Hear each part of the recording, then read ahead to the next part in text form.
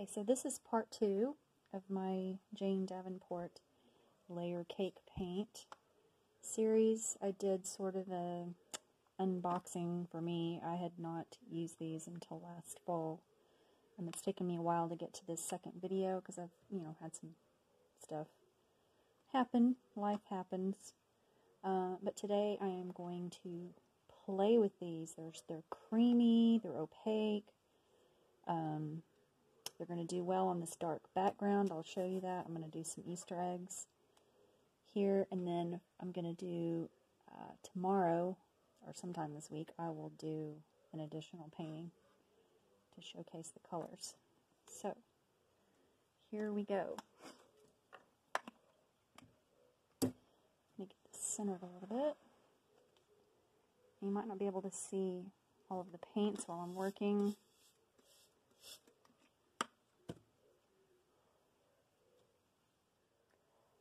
I have 1, 2, 3, 4, 5 white eggs that are going to have patterns on them.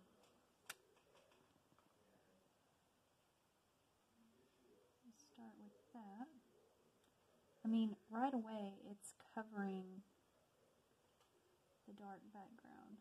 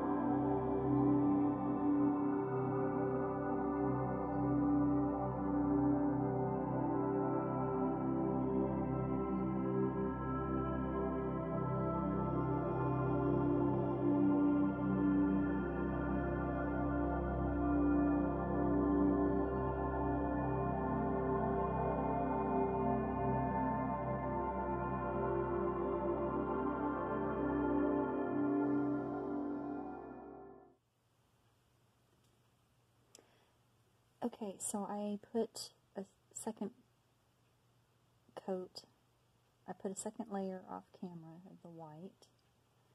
You can kind of still see a little bit of the background showing through because this paint, it's opaque, but as you lay down more layers, the wetness lifts the layers that are already down there because it's water-based. The water activates it very easily, so it's been a little tricky to get a thick layer on there. If you're going for solid, you probably have to lay this on pretty thick. But I've been just kind of using like a sort of a dry brush and kind of tapping it on when I get to the thicker layers. I did put a highlight here off camera. I was starting to lift the paint, and so the black was showing more. So, and it's dry, everything's dry, but this paint, when it's dry, it's still moist, it's still creamy, so it picks up, you can pick up the pigment. It's almost like a pan version of the mixed media crayons. It's kind of like that, almost. So, even though this is painted on and dried 24 hours, I can rub my finger on it and I can feel the creaminess of it still, and you can see the pigment is picking up on my finger. So as I lay additional layers on top of this, I have to be careful not to have the brush too wet so that it picks up those layers underneath. That's not a problem It's just a little bit different how it handles, so you just have to get used to it. But you can see it's pretty nice. I like this textured look that it gives. So this is going to be, I think I'm going to enjoy this, how it turns out. So let's do the rest of it. I may speed up parts because, you know, it gets boring watching second by second play. So I will speed up parts of it to make it more tolerable in length. And we'll see how the rest of this goes.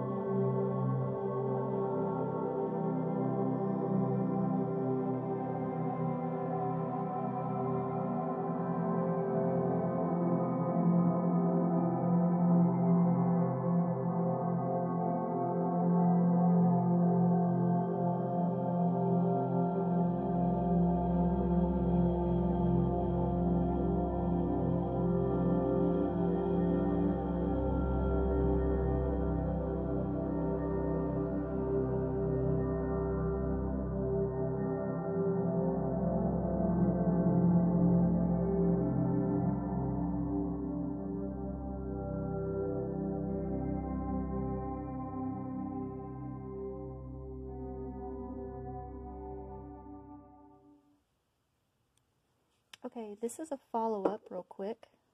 I finished the page and I'm quite happy with it. The colors are very rich and vibrant, and the paint is highly pigmented and it's fun to work with. It's nice, creamy. I was concerned though with the pigment kind of rubbing off a little bit, sort of like a oil pastel or a mixed media crayon. And so I wanted to spray it with my matte acrylic coating. I use this on my scratch boards and other pieces, so I figured it would work here, but I wanted to test it first to make sure that it didn't leave little speckle marks. And so off camera I did this little sample sheet. I just swatched out some colors. I didn't do 2 coats on the white, that's only 1 coat right there. So the speckling in there I think is just, I had the brush really wet and so it dried oddly. But the rest of it turned out well. I sprayed it once.